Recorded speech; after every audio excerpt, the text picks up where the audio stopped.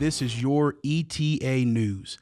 Today's headlines are Crimea votes for secession, Iran attempting to acquire supplies for nuclear program, and Malaysian Airlines Flight 370 was hijacked.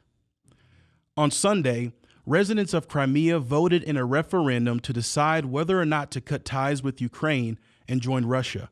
Shortly after, RIA news agency reported that 93% of participants voted in favor of seceding from Ukraine. The United States and Europe condemned the referendum, claiming that it is illegal under Ukrainian law, and U.S. Secretary of State John Kerry made it clear that the United States will not accept the outcome of the vote. In response to the decision to vote on secession, Ukrainian Prime Minister Arseniy Yatsenyuk spoke in opposition to separatist leaders, saying, "We will find all of them, if it takes 1 year, 2 years, and bring them to justice and try them in Ukrainian and international courts. The ground will burn under their feet."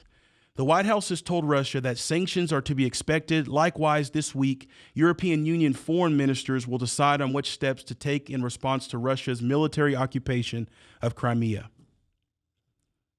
In world news, an unnamed U.S. official has confirmed that Iran is currently attempting to procure items for its missile and nuclear programs. It should be noted that procurement of the supplies would not violate the interim deal that Iran and 6 other nations agreed to last year. However, the trade of such goods would breach an embargo that the United Nations placed on Iran to restrict any nation from providing Iran with materials that could be used to further develop its nuclear and missile programs.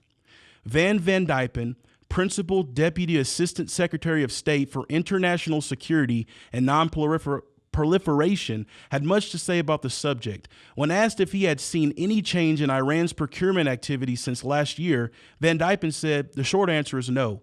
They still continue very actively trying to procure items for their nuclear program and missile program and other programs. We continue to see them very actively setting up and operating through front companies, falsifying documentation, engaging in multiple levels of transshipment to put more apparent distance between where the item originally came from and where it's ultimately going."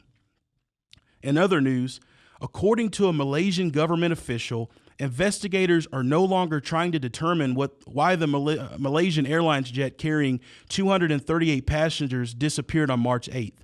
Investigators have concluded that the jet was hijacked. The investigation into the hijacking now turns to the motivation behind the act. There are many theories about the potential motive, but few facts. A controversial picture of the pilot who was at the helm of Flight 370 has surfaced.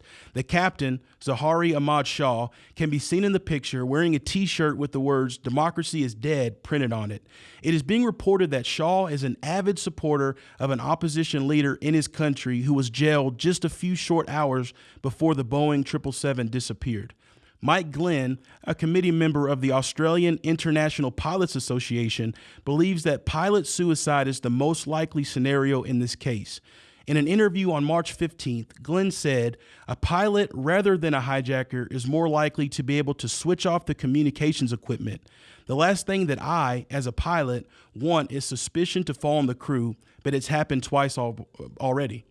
Although it is possible that Shaw was not the one who disabled the tracking device on the plane shortly after takeoff and flew the plane off course, he has not been ruled out as a suspect. My name is John Hamilton, and this has been today's ETA News.